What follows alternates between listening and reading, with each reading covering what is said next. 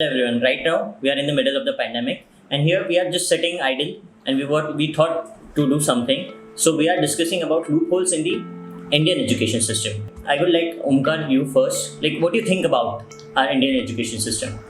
Education plays an important role in building character and personality of an individual. Roots of education can be traced back to 3rd century BC in India. When spread of Buddhism happened in India, world-class universities such as Takshashila, Nalanda, Vikramshila were established in India, which were imparting knowledge to masses. Since foreign invasion happened in India, eventually these universities as well as the education system in India was destroyed completely. The entry of Britishers and British education policies in India changed the course of Indian education policies completely. Macaulay was the architect of British education policy in India. He was of the opinion that the dialects in India has no literary as well as scientific temperament, and he used to quote that the single shelf of European library is equivalent to the entire literature which is written in Indian dialects, which establishes the fact that he had a prejudiced mindset against the Indian dialects, Indian literature, as well as the education system in India, which was pre-existing at that time. The colonial British power under Lord Macaulay minutely destroyed the education ethics and morals which were existing in India at that time, and the colonial power went on to destroy the education system which is still existing in India as of now. Okay. Then you are talking about the British education system. So I would like to ask Harshal how British introduced their education system in India. Yeah, this is a good point. Before we discuss the education system in India right now, we should discuss how it came into India, how British brought the education system in India. So before speaking out, I would like to highlight that when British invaded India in 16th century or we can say 17th century, they have two motives. First was to plunder the wealth, and second was to civilize the natives. And the card was so well played that after 50 or 70 years also, we are stuck on the same page. Right? For example, we will take the Round Table Conference which held in 1931. Mahatma Gandhi quoted that beautiful tree of education was cut down by Britishers. Therefore, India is far more illiterate today than it was 100 years ago. I would like to highlight, according to the survey, a survey happened in 1822 by British collectors at that time. So, according to this survey, Bengal presidency at that time has had 1 lakh village school. Okay, 1 lakh. 1 lakh village school. And if we talk about Madras presidency, in every village there was one school at that time. We are talking about 1822. Okay. And if we talk about Bombay presidency, there was one school per 100 population. Can you believe that? At that time, 1822, we have such educational system. There's one Britisher, G.D. Trevelyan, who has wrote a book on life of Lord Macaulay. The name itself is like that, Life of Lord Macaulay. In that, on volume 1, page number 164, he has quoted that a new India was born in 1853. So, when at that time, if we talk about education system which is brought by Lord Macaulay, when the education system of our ancient, like King Ashoka, like various missionaries, Buddhist missionaries, failed at that time because they didn't reach the masses. Yeah, so Lord Macaulay took the advantage of that thing and he introduced English system, English education system, means the language of the West. It smartly introduced English education to the masses, which made the foundation of ancient civilization to fall, and the sole purpose was to make India forget the ancient history and support the British Raj. Okay, you want to say our education system, basically Britishers' education system, just do one thing, which demolish our roots. Technically, they demolish our roots and cut down us from our basic history, basic knowledge. Okay, I would like Radhika, what do you think about ancient education system? Okay, so talking about ancient education system, let's talk about Gurukul system. Yeah. So it was a residential schooling system whose origin dates back to 5000 BC. So Gurukul was basically the residence of the teacher, guru or acharya as they used to call it, where the Shishya were supposed to stay with the guru until their education is completed. So there was no specific syllabus for it and there was no specific time binding for it. And the Gurukul was considered as the center for learning. And at that time, the Guru Shishya tradition was considered to be very sacred. The Gurukul system, I think that it differs from today's commercial system of education. As the Gurus or Acharyas, these were those people who believed that the whole and sole purpose of their existence or their life is to educate their Shishyas or their students. So there was no feeling of gaining or earning something from that. And the education given to the Shishyas or the knowledge imparted was in such a way that they will become ethically and morally strong, and along with having a very strong character.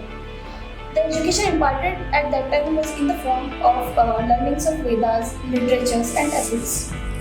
Also, the Shishyas were supposed to, at that time, they were supposed to carry out their daily course.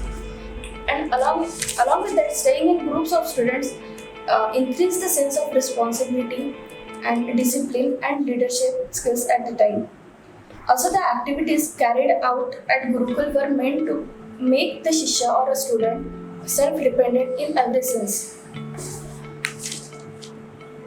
So, But I would like, just sorry for a moment, I would like to cross you in the like that's what Harshal says. Like in 18th century, we have 100 one school per 100 students. okay. So this thing has been tackled by Britishers basically. Yeah. So we must acknowledge them. Like this is a good cause that they had done. Yeah, right. Basically, the point is that though the Britishers established a number of schools or, for example, colleges in India, they destroyed the roots of education in India, which can be traced back to 3rd century BC. Yeah. It is not something like that the Britishers introduced education in India. Yeah, right. We had Vedas, we had various scriptures, we had various kinds of knowledges, right from mathematics to science. Right. Yeah, Zero was invented by India.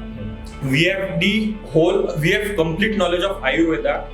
When the world was lacking of science in healthcare sector, India was way more advanced as compared to the world. We all know If this we thing. study about Ayurveda, there are examples of surgeries even in Ayurveda, and very few people are knowing about this. So what we are saying is not that the modern education system is completely wrong, but what we are saying that if we can extract some good things from the ancient education system and inculcate those in the modern education system, then it will be very beneficial for today's education system. So at the time, the attitude of teachers or gurus toward the students was so positive that the feelings of what we can say respect or gratitude were so natural for the students. It was not like you have to be taught that you should respect your elders or you should respect your teachers. It was not like that. The teaching was basically in such a way that these feelings were natural for everybody. And I think that these are things that are lacking in today's education system. And, Like what we were saying. So. I was saying that the British have portrayed this all over the world that Indians were illiterate before we entered India. Yeah. They have portrayed in the world that Indians were illiterate. They had no knowledge of science, no knowledge of mathematics, as well as no knowledge of language. They have forgotten the fact that India is a nation which has the most number of dialects in the entire world. They have created an image that India was lacking. Basically, they created a dilemma. And they created an image that Indian dialects had no such richness that English has.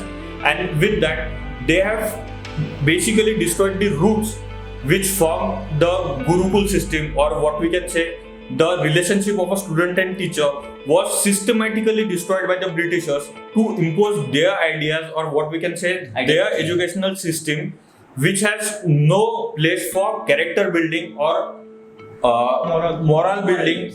They have no ethics, they have no manners. They simply try to impart knowledge which will form a person who is simply educated.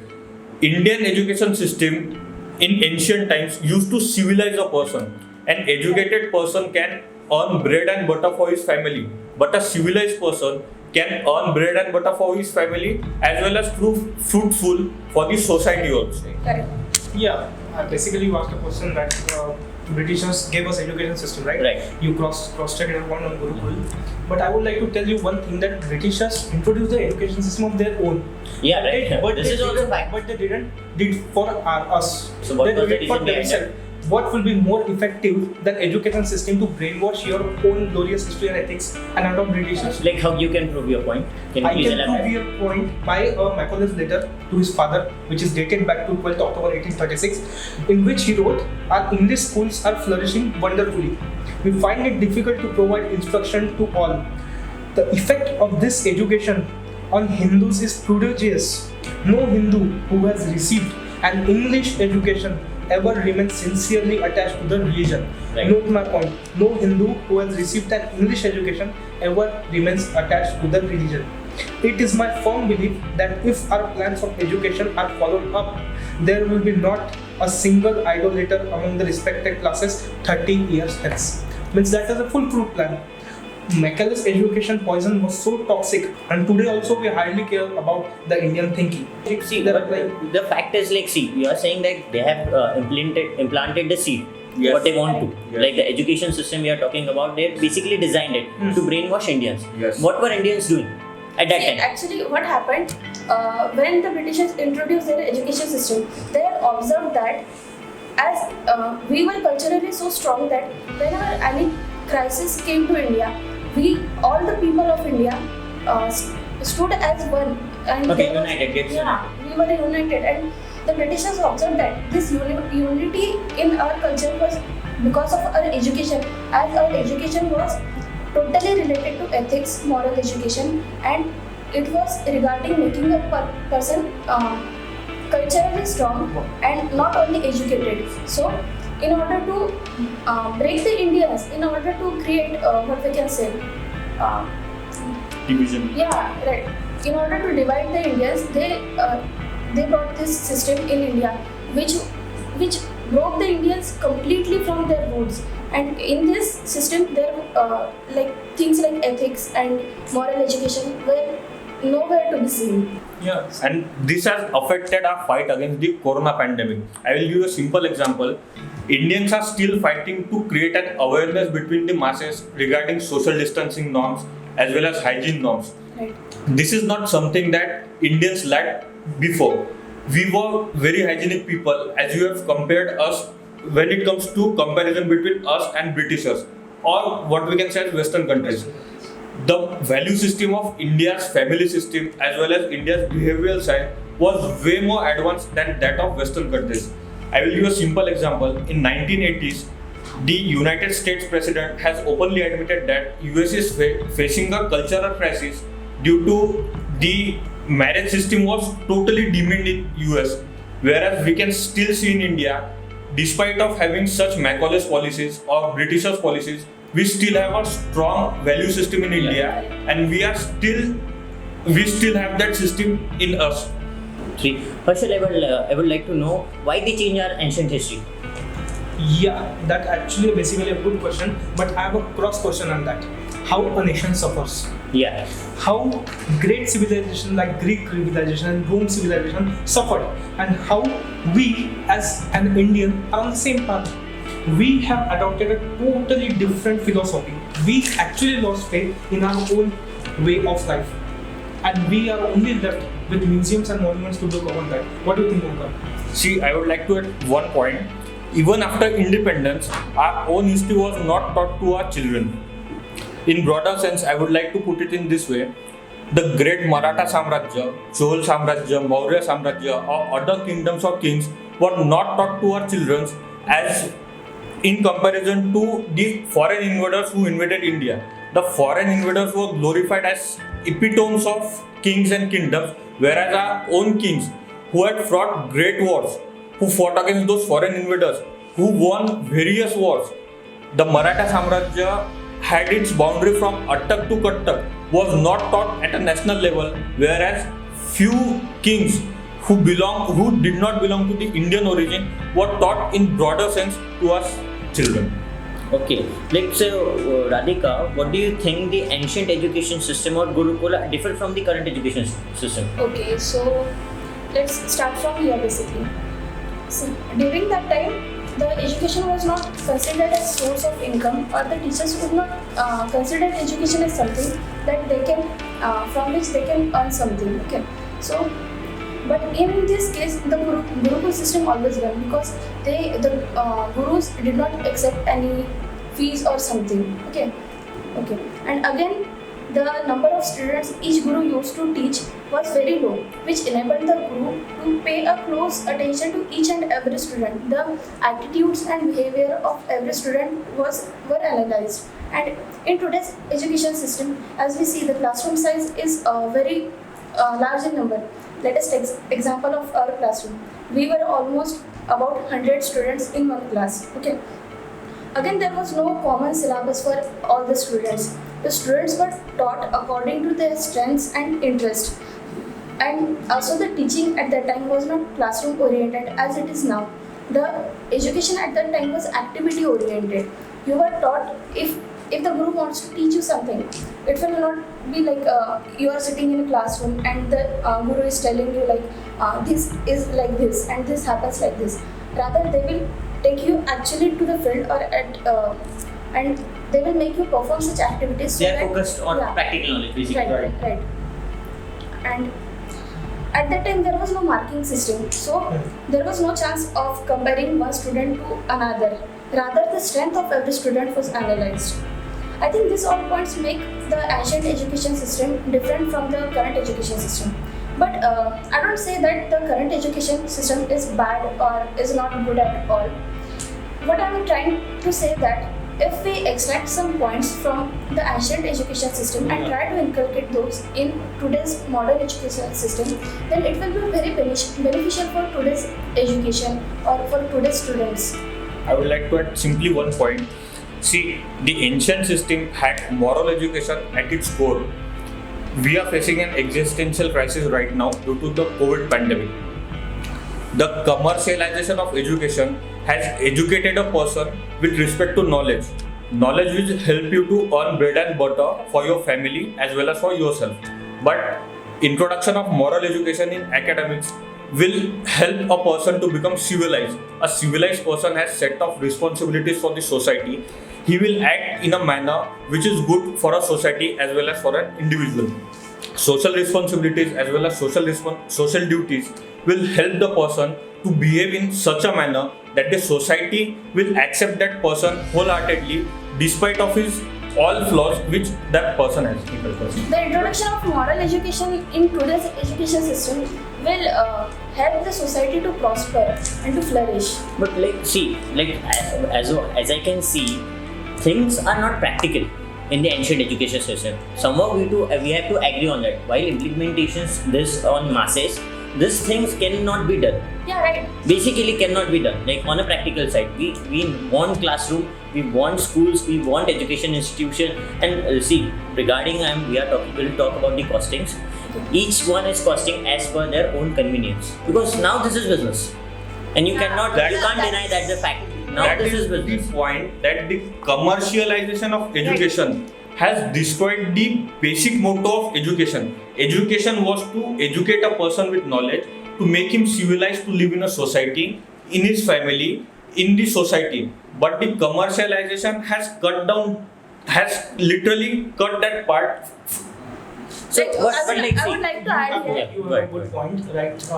That we have classrooms today, right? Classrooms should be there. See, if she's talking about Gurukul system or ancient teaching system, we have to take the factor in mind that the population at that time was very low. Very low, right? So it was possible to teach us what we can say Specific group or specific group or specific person at a very we can say very large area. But today the condition is very different. But that doesn't mean that your syllabus can't change. Right. It is possible. It is not possible to take every person to separately and teach separately. But it is possible to change the syllabus. It is possible to tell a person what's your history, what are your roots, right? Right. So I would like to ask you guys, what are the actual changes that can be done? See, on the practical side. I would like to add something about what Harshal said. Yeah, please continue. As you said that these things are not practical in today's world. Totally agree. Okay, it is not possible in today's world to go to a Gurukul and stay there for a long period of time until you complete your education, as it used to happen earlier. But what we are trying to say here is there were some very good things about that culture, that Guru Shishya Parampara tradition. Yeah. Okay, so at that time, what happened? Each guru was having a number of students, which he knew he was responsible for their teaching. Okay, so he had to keep a very minute watch on every activity, every behavior, and every attitude of every student. So what happened is, now what is happening, all the students in a classroom or in a school are having a common syllabus. Like if you are in 6th standard, 7th standard, all the students will have a common syllabus. Okay, so either if you are interested in music or if you are interested in sports, that your interest, you will not be able to flourish that thing. Okay, but in ancient system, that was a very good thing. So what we are trying to say that, like even in today's system, we are having class teachers. The concept of class teacher is that these students are assigned to you and you are responsible for them, right? So in today's system, it is basically the duty of your class teacher to look after all these things. But is it really happening today? I would like to. Is it really possible? Yeah, why not? Yeah. See, How? there are many schools in today's system also, where the number of students in a class is limited. Like my brother was studying in a boarding school. There the classroom strength was limited to 30 students. Okay. And 30 students for one teacher is not a big deal when you are teaching. Yeah, she can handle. He or she can. When you are teaching them for years and years and years. Okay. Right. If you are teaching, if one teacher is teaching those 30 students for, let's take an example, for 1st standard to 3rd standard or till 5th standard, Okay. then it is very easy, or it is possible. It is not that impractical. Okay, it is possible for the teacher to analyze what every student is having strengths or having interest in. Okay, so this is Okay, what SWOT analysis basically. Yeah. Okay, and again, what we were saying that we were basically talking about the moral and value education. Okay, and that is lacking at a great extent in today's education system. So our basic concern was Basically, in Indian education Yeah. system. Right. I would like to add one point. Like as I've read or I've heard about it, like there is in Japan. Basically, Japanese education system. is very good. What they are teaching is like as I read, they are teaching just morals and Yeah. ethics. Like as much as I read, the first 6 years they are only giving you moral education values. Shistachar, what we Yeah, said. Yeah. And they are teaching you discipline, and they are making you do activities which will increase sense of responsibility and build your ethical, your moral character and your overall character. And after that 3 years, you will be educated like all the basic things. You will be given basic education, and after that, their higher education comes. And I think that is a good system of education. But and like, even in India, there are some schools which are trying to inculcate those things like moral education, or there are many schools which are following this Gurukul system. Means it is not like you have to go and stay there with your teachers, but they are trying to extract those good things which were present in the ancient Gurukul system, and they are trying to add those to the existing education system. And I think that is a good practice. And what is happening in this case, the fees of the schools is very high, because as we have seen that it is not possible to assign a less number of students to a teacher as the population has ROI, we have to look. Yeah. So what happens in this case, that the fees of the schools is very high. So I think that the government or the state should take interest in these things and should do some. But like, see, Japan is implementing this education system since a very long period. Yeah, right. And like, it's not like Indians don't have brain. Indians are not. Indians are highly intellectual peoples are there. But what about like till the date? I am at the age of 22. I am not able to see any sort of changes in our education system. Basically, I would like to add some few points. The relationship of a student and a teacher should not just be limited to knowledge. A teacher should be a guide, a mentor for his entire life. Yeah, I can agree to this. Yes, the teacher must tell him how to live, how to earn bread and butter, how to live in a society, how to have some sort of relationships with your parents, with your friends, with your siblings, and so on. the Indian education system lacks basically in one single point. We don't analyze the strengths or skills of that particular student. Sachin Tendulkar was good, or what we can say great in cricket, but he had no knowledge of singing, whereas Lata Mangeshkar was a great singer, but she had no knowledge of cricket. Indian education system tries to teach singing to Sachin Tendulkar and cricket to Lata Mangeshkar. Okay. I would like to suggest that Indian education system must identify the knowledge a person is having, teach him that specific thing in which he can excel, and combine his passion and career so that he can excel in the best way in that particular field. Okay, I have a question, AnGad. Yeah. Okay. We all are here 22, 23, 24. Okay, right. So, in ancient system, what used to happen? The strength and interest of every student were considered, right?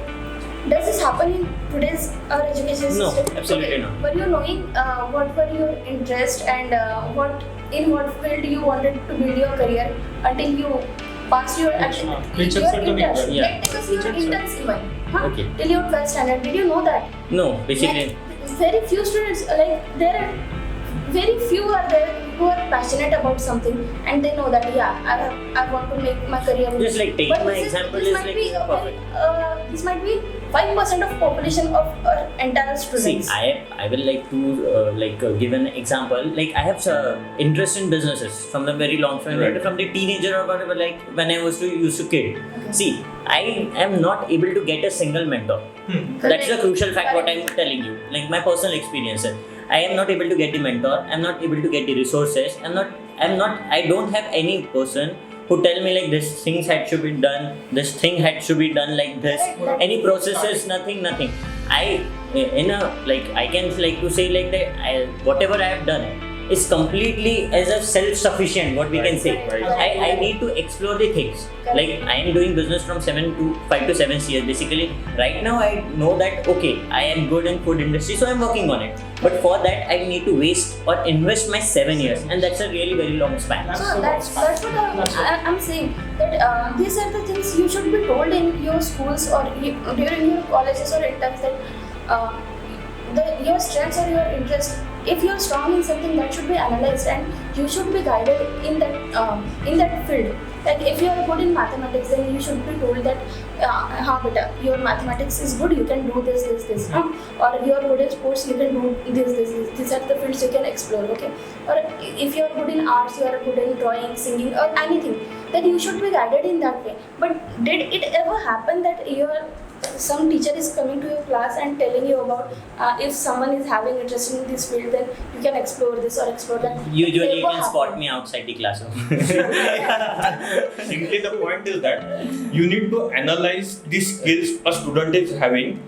You should judge, a teacher should judge using his own mind that a person is having some sort of skills in this particular field. Adding to this, there are certain systems in education Yeah, which right. have already implemented. Right. Correct. Like we can design a system, we can design a mock test. Like Right. what we are doing in a mock test. We must analyze the skills of that person. We must try to impart knowledge regarding that particular field since 8th standard or what we can say 7th standard, and that will help that person to do a career in which he is passionate. Yeah. And in 10th standard, we can also reevaluate the Yeah, passion. yeah. Like I will come back to a basic point. I mean, sorry to interrupt, but I will come back to No, a it's basic point. That what we have been taught. It's what we are learning. okay. That's a basic. See, the problem is, I will tell you the solution for that also. The problem is, we need, I agree, we must know everything from every field, whether it's science, whether it's arts, whether it's history. Basic knowledge is We important. basic It's knowledge is very important. necessary. We have to know everything because we have to survive. We have to earn our bread and butter. Right. It's not possible that from first standard I will take a specific field and because the This can't be possible. success rate is not constant. It Yeah. can be 100%, it can be 70%, it can be 50%. Right. So it's essential that we learn everything. Yeah. But the fact is, what are you teaching? What's in your syllabus? Right? What's in your syllabus? Correct. Syllabus must be culture oriented. I must say, that's Yeah. not a specific word for that, but it's my word. It must be a culture oriented syllabus. Right now, if you take a history textbook, what you have been taught? You have been invaded. You have been destroyed. You have no rules. Yeah, just a negativity. It has Demonization Yeah. are own belief in our own position. So my basic thing is, why are you continuing the same trend which the Lord Macaulay started? It has been now, it's almost 150 years. You are studying the same thing and same thing over and over again. Glorification of foreign invaders at the behest of demonization of our own kings is simply a factual and categorical attempt to destroy our rich culture heritage and to stop Indians from getting, what we can say, from getting pride about our own culture. We are fortunate Like, enough. basic example of this is you must be knowing about Vietnam. Yeah. Vietnam fought with US for a long time, and That was a long war. That was a very long war. That was, and even after that, Vietnam, being a very small country, it won. And after that, they disclosed that they were following the tactics or the management strategies of Shivaji Maharaj. Guerrilla tactics, Yeah, basically. guerrilla Yeah. tactics of They were And- following the And what a shameful thing is this, that our own country, Chhatrapati Shivaji Maharaj was one of the greatest kings the world has ever seen. Right. But our own country has limited Shivaji Maharaj to Maharashtra. We And need they to highlighted stop from Aurangzeb. his principles, his management skills, his administrative skills to the entire population of India. But what we are doing, we have restricted Shivaji Maharaj to a limited number of population, whereas his administrative skills, his kingdom was so rich, so good that You each can and see every the person designing of of the his society. And to frank, it's not about only Chhatrapati Shivaji Maharaj. Yeah, It If you see implies the map, to all I kings. will tell you, if you see the map right now of ancient India, at the time of Maharana Pratap, you will see, I will not go into religion categorization, I will not tell you that, but if you see the map, there was only one orange dot and that was of Mewar. So at that time also, Maharana Pratap did so well administered that state. He handled the state. But where we know that thing? No. No, if no, I ask you you, know. if I ask you today, tell me 4 Mughal emperors. You will Yeah, I Yeah, can. I'm I not will taking agree. that. being a state board student, I'm fortunate. I know few names Yeah. of my Maratha. You guys are my seniors, basically. The problem is that, but see, the basic problem Indian education system has is we glorify wrong people. Correct. If you go and ask a certain number of people who we will consider as sample persons, they can name 4 Bollywood stars as of now. But if you go and ask them, name 4 Indian kings who ruled in a great manner in India, they will not be able to answer them. Again, adding to that, if you'll ask them about war movies, they will name various number of war movies which were produced in India. But if you ask them to name a single major general or a lieutenant general who was actually a part of that war, who fought that war for India, I can definitely say that 99% 99% of people will fail to answer this question. They don't know anything about 1962 war, 1988 war, Kargil war. They have no knowledge about all these wars. They have learned about these wars through movies. Movies. See, we And have it's a very shameful thing, basically. we have like- reduced ourselves Yeah. to an industry We are which multiple needs to industries. produce a movie to enrich us about our own culture. Right. We are not ready to read books. We are not ready to learn something from our culture, from our ancient history. It was when Ajay Devgan produced that Tanaji movie when number of people got educated about his bravery. So my point is that we are idealizing wrong people. We need to idealize these people who fought for us, who fought bravely for us, who are role model for every one of us. But what we are doing, we are idolizing those Bollywood actors who have literally no knowledge of it. Angan, I will tell you the We condition. cannot say the no condition knowledge, is but so like vast. lack of knowledge. Lack of knowledge. The condition is so vast when at the time when Bajirao Mastani got released. Right. This is a fact. I'm the witness for that. One of my colleagues asked me, the movie is about Shivaji Maharaj, right? Means what? What? Yes, Yeah. This you is don't know a single general after that. Chhatrapati Shivaji Maharaj, Chhatrapati Sambhaji Maharaj, Rajaram Maharaj, Maharani Tarabai. We know that. After that, you don't know any Maratha general. because At this thing but has been we limited see- to our history textbook of the 4th to 8th Yeah. standard. Right. That's the Why are point. we being And taught about our invasions and we are not being This taught is- about our rich and This prosperous is so history. shameful that we have taught our children that we were invaded, we were killed, we were massacred, we lost wars, We were converted. we were converted. yeah. But we have never taught them about how glorious our past was, how bravely Shivaji Maharaj established his Maratha Samrajya, which fought for our own people against those foreign invaders. We have limited Chhatrapati Shivaji Maharaj to a curriculum. Textbook. Yeah, 20 marks. This Not is 20, not 4 just marks or 8 shameful. marks question. That's it. This is not just shameful, but it is up to the society that we must impart the knowledge of Chhatrapati Shivaji Maharaj, his principles, his skills to each and every person, and the knowledge should percolate to the last person in the society. In Marathi, we have a saying in Marathi. आपल्याजवळ जास्त आपल्याला त्याची कदर नसते. In English, if we translate that, what we have we don't appreciate. Like Right. we have so much things to glorify, so much things to tell. We are so so much happy. We want more. Be Basically, proud of. that's a human Be tendency. proud of. To conclude this, I would like to add one simple thing.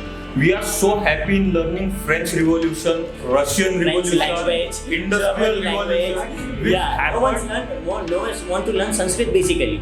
Yeah. I mean to say is we are so happy in learning those revolutions which happened outside India in 17th, 16th or 18th century, but we are not ready to learn our glorious past which happened in 16th century or even before that. We have categorically denied our own history and we find solace in learning the history which has nothing to do with India, Indian society and Indian roots. And we only know two things about Prithviraj Chauhan. We don't know about Well, You might be knowing about Shivaji Maharaj, that his management strategies and his skills I studied abroad also. Abroad. Yeah, Abroad. See. in other countries, and we might not be having a single chapter about Shivaji Maharaj in our management. See, studies. this is how things work. See, in They India, have- things work like Maharana Pratap. Oh, which state does he belong? This time, And not just We that. have thought that thing that okay, State category. Maharana Pratap is preferred or like this is the person who has represent that state. Yeah. And So again, the differentiators have been created. And see, the problem is that the Western people are very brilliant in this. They have initiated things to learn about all the personalities all over the world. They have taken good things of Chhatrapati Shivaji Maharaj, Maharana Pratap, Prithviraj Chauhan. They have taken these things from India and they are teaching these things in their own universities. Whereas we are finding solace in teaching their policies. Even now. Right. We are not ready to acknowledge our own history, but we find solace in learning their we history. are learning the Which are strategies of basically ours. yeah, we are learning the strategy of Winston Churchill, what he did in World War II. But I That tell you- person said so many shameful things about Indians, but Indian curriculum has so many things about Winston Churchill. Instead of we have not taught Subhash Chandra Bose in our curriculum. We have not taught Bhagat Singh in our curriculum, See, because but this is we it, are like, teaching but Winston some people Churchill. are idealizing them as a communist. People No, are no. taking. See, that's another topic I would like to discuss. We'll discuss it later, Yeah. basically. But again, coming back to like, I want to say like, see, we are teaching about engineering. We are giving educations about engineering. But can you tell me any one of know how to plant vegetable? No. Why? And still, we are an agriculture-driven economy. Yeah, 70% of 70%. yeah, That's ironic. that's a really very shameful thing. It's not things for we should laugh on it, but like we don't know to grow our own vegetable, which will help in crisis. And we are Like, not against that engineering or medical sector. We know that it is very essential. Yeah. It must be taught. I'm not against- denying the fact that Yes. they are essential, but They are we are essential. disconnected from our roots. But the problem is, history must be the subject of history must contain our own facts, our own kings, our own kingdoms. We are idolizing people who have no connection with India. We are studying French revolutions, Russian revolutions, whereas we are not learning anything about the Maratha Samrajya, which was from Attak to Kattak. We are not learning anything about Prithviraj Chauhan, who fought bravely against Muhammad Ghori and defeated him number of times. We are teaching people Lenin, Stalin, or for instance every other politician who was from outside of India, but we are not teaching Subhash Chandra Bose, we are not teaching them Bhagat Singh, which is really shameful thing for Let's stop this thing and let's take a break and reevaluate all these things. Yeah. Let's talk about conclusion. Last verdict. Good. See, I would like to suggest few measures. We need to change the curriculum of our history. We are teaching our children about French Revolution, Russian Revolution, which is okay, which should be limited to 1 or 2 number of chapters. We need to teach them about the Maratha Samrajya, the Cholas, the Mauryas and other such kingdoms which were originated in India, which had Indian kings. We need to teach them about how the borders of Maratha Samrajya was from Attak to Cuttack, that is present Pakistan to present Kerala. We need to teach them about the ethics, morals, principles of Chhatrapati Shivaji Maharaj, Maharana Pratap, and many such glorious Indian kings who fought bravely against each and every foreign invasion which ever happened in India. Okay. So on that pretext, I have a screenshot of a textbook here, which is of 7th standard history syllabus. So I will read out the content from that. Okay, right? History. First chapter, the birth and spread of Christianity. Second chapter, Islam and its impact. Third chapter, Europe in the Middle Ages. Fourth chapter, India from the 9th to 11th century. Fifth chapter, establishment of the Delhi Sultanate. Sixth, the Khiljis. Seventh, the Tughlaqs, the Sayyids and the Lodis. 8th chapter, the Bahmani and Vijayanagar kingdoms. Thank God they have mentioned the Bahmani and Vijayanagar kingdoms. 9th, the religious developments. 10th, the early Mughals and Sher Shah. They are not done with the Mughals in the 10th chapter, so they interest Akbar separately in the 11th chapter. They are not satisfied with 10th and 11th chapter also. Jahangir and Shahjahan in the 12th chapter. Okay. And on top of that, they are not fully satisfied with 10th, 11th and 12th chapter. They have introduced 13th chapter, which is Aurangzeb and Marathas in short bracket. And the last and the final chapter, which is 14th chapter, Renaissance in the Europe. And I would like to simply add one point.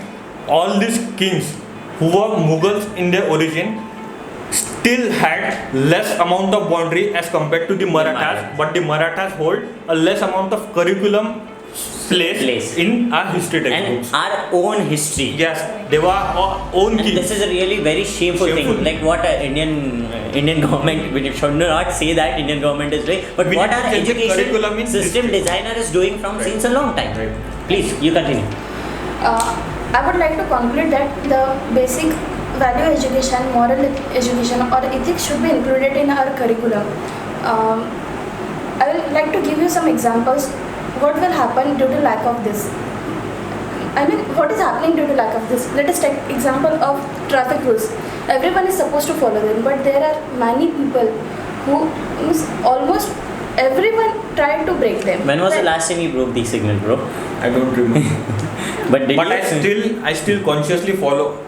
As of now, we all consciously follow all those traffic rules. Yeah, I never break.